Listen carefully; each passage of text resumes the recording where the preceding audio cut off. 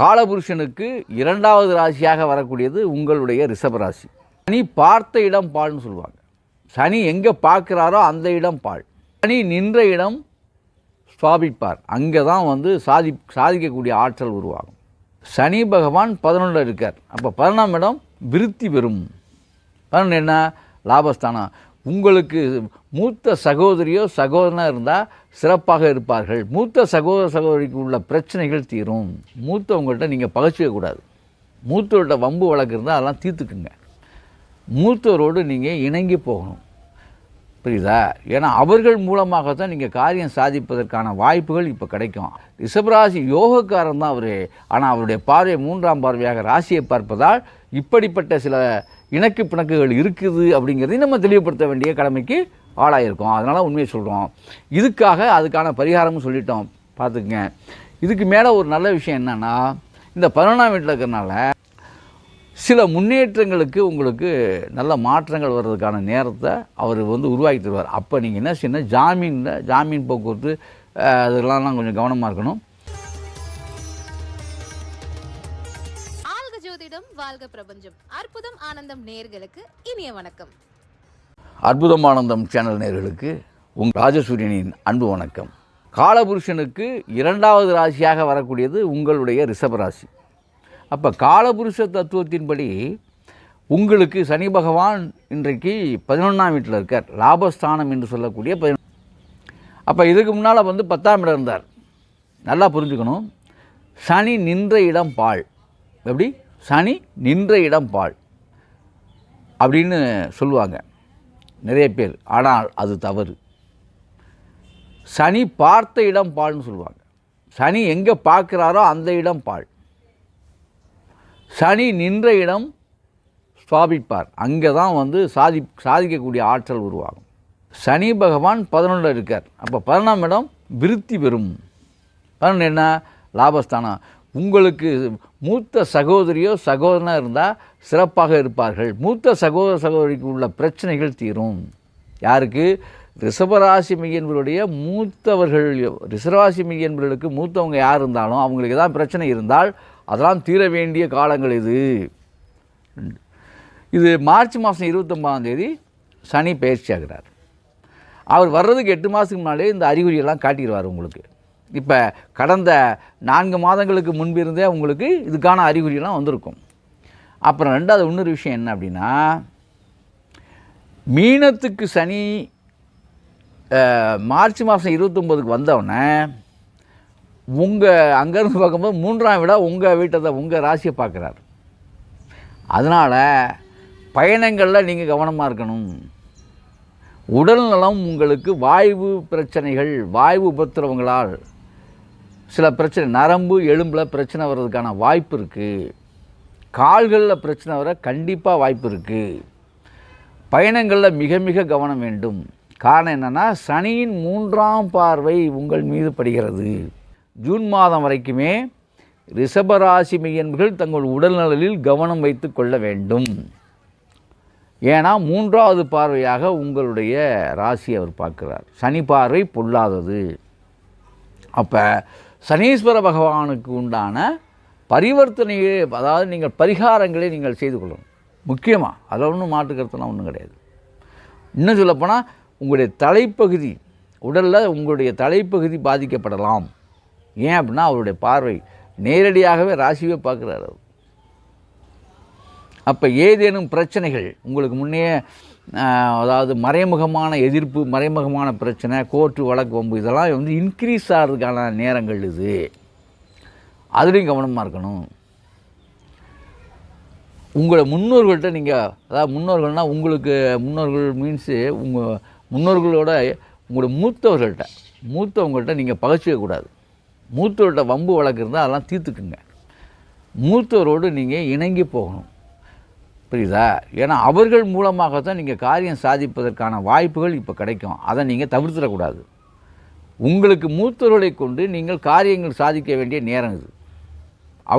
அவங்கள முன்னிறுத்தி நீங்கள் சில விஷயங்களுக்கு போனீங்கன்னா அந்த காரியம் வெல்லும், பிரச்சனைகளை தீர்த்துக்கலாம். இதெல்லாம் நான் சொல்லக்கூடிய இந்த சனி பெயர்ச்சியினுடைய பலன்களில் முக்கியமானது. சரியா?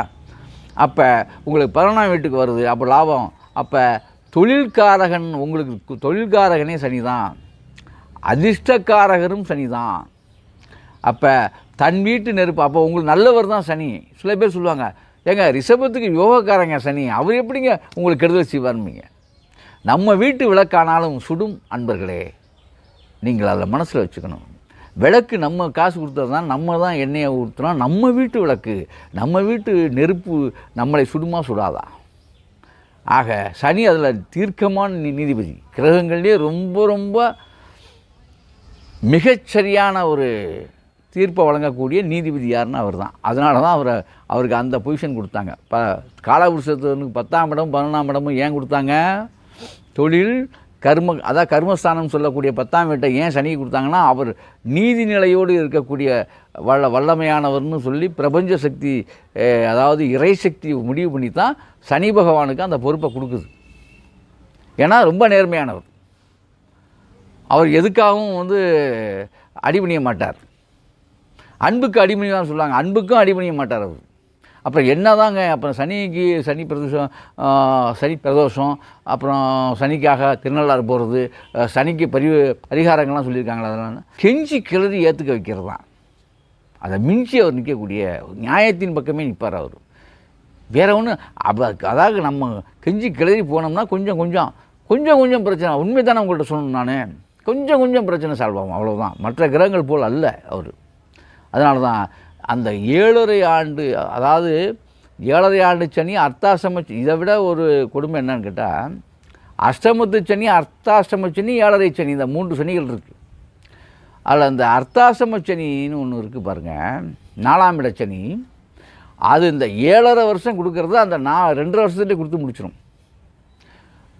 ஏன் பயப்படணும் அப்படின்னா, நாம் நம்முடைய தவறுகளுக்காக அதை அப்போ அவர் தண்டனை கொடுக்குற வர்றதுனால. மற்ற கிரகங்கள் அப்படி இல்லை. அதனால தான் சனியை கண்டால் எல்லாத்துக்கும் பயம். ஏன்னா நம்ம தப்பு செய்யாமல் இருக்க மாட்டோம். அது நம்முடைய இயல்பு. அது நம்ம செஞ்சு தான் இருப்போம், கண்டிப்பாக தெரிஞ்சோ தெரியாமலாம் பண்ணியிருப்போம். அதுக்கு தண்டனை கிடைக்க போகுதுங்கிற வருத்தத்தில் அதுக்கு பேர் தான் இந்த 7.5, இந்த அர்த்தாஷ்டம சனி, அஷ்டம சனி இதெல்லாம். ஆக இப்படி பார்க்கும்போது உங்களுடைய அந்த ரிஷபராசிக்கு உண்டான இது என்னன்னு கேட்டால், அதனால் சனி ரொம்ப இதாக இருப்பார். அதனால தான் அவரை எப்படி கன்வின்ஸ் பண்ணுறது அப்படி பார்க்கும்போது, அவரை கன்வின்ஸ் பண்ணுறதுக்கு ஒரு இடம் இருக்குது. திருச்சியில் திருப்பட்டூர்னு ஒரு இடம் இருக்குது. அங்கே அரங்கேற்ற ஐயனார்னு ஒருத்தர் இருக்கார். 3400 ஆண்டுகள் பழமையான கோயில். அங்கே போய் ஐயனார் மூலமாக நீங்கள் அவரை கன்வின்ஸ் பண்ணலாம். கொஞ்சம் கட்டுப்படுவார் ஐயனாருக்கு. அப்போ மட்டும் நியாயத்தை அவர் விட்டு கொடுப்பாரா அப்படின்னா, ஒரு பெரிய மனுஷனுக்கு பெரிய மனுஷன் சொல்லும்போது கொஞ்சம் நமக்கு ஒரு 5% கிடைச்சா லாபம் தானே.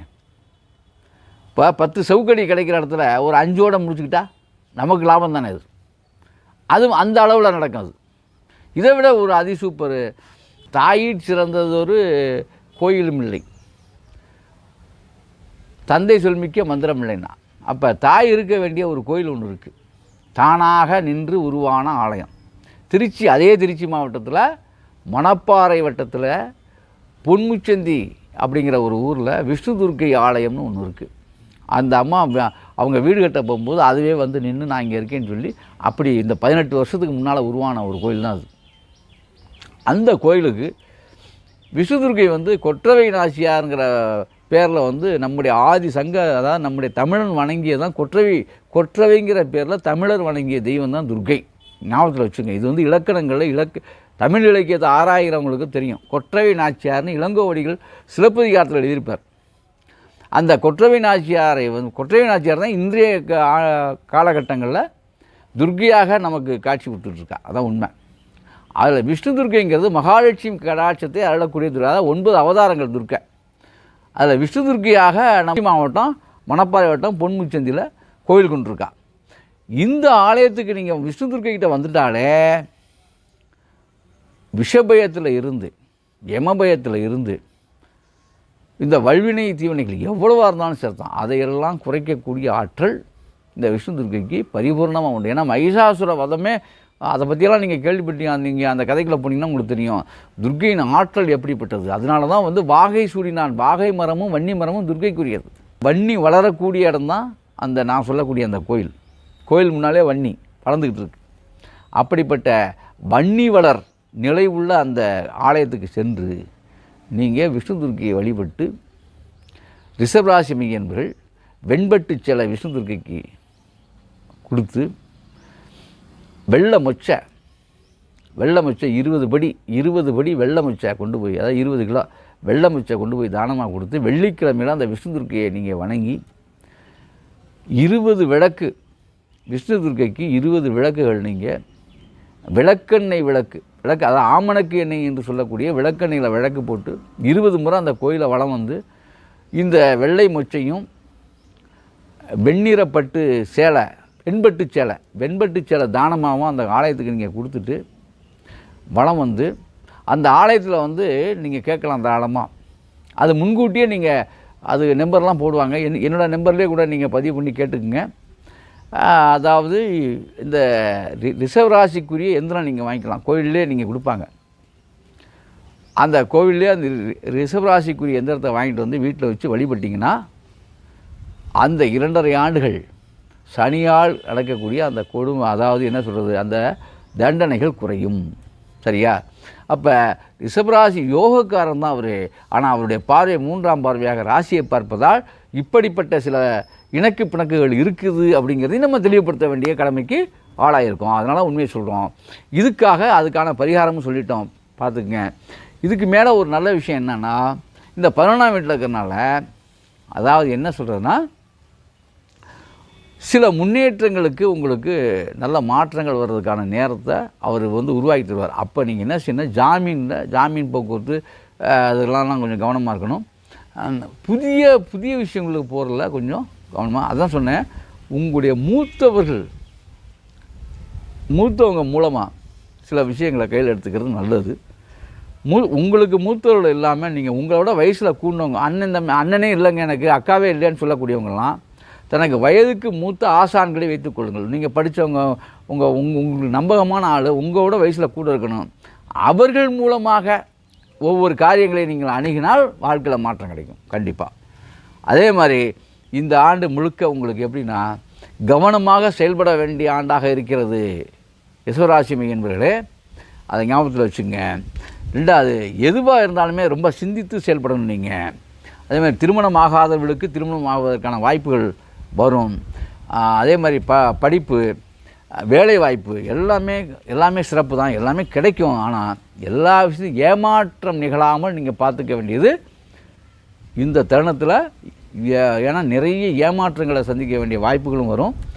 நீங்கள் கவனமாக இருக்க வேண்டியது இந்த மார்ச் 29 இருந்து, இந்த ஆண்டு மார்ச் 29 27ஆம் ஆண்டு ஜூன் மாதம் வரைக்குமே நீங்கள் உங்களுடைய வேலைகளிலும் சரி, படிப்புலையும் சரி, தொழிலையும் சரி மிக கவனமாக இருந்து கொள்ளுங்கள்.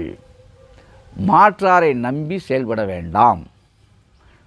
புதிய துறைகளுக்கு சென்றால் அதில் மிக கவனமாக, சட்ட ரீதியாக ஒரு இடமே வாங்குறீங்க, இந்த இடம் கொடுக்குறீங்க, மிக சட்ட ரீதியாக அலசி ஆராய்ந்து அந்த வேலையை செய்யுங்க.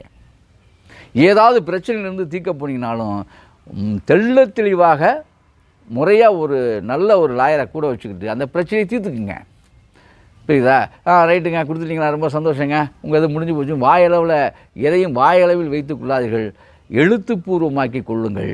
ஆகவே அதுதான் உங்களுக்கு நல்லது. ஆகவே மிக கவனமாக இருக்க வேண்டிய ஆண்டு இந்த சனிப்பெயர்ச்சி ஆண்டு, இந்த 25ஆம் ஆண்டு என்பதை சொல்லி நிறைவு செய்கிறேன். அற்புதம், ஆனந்தம்.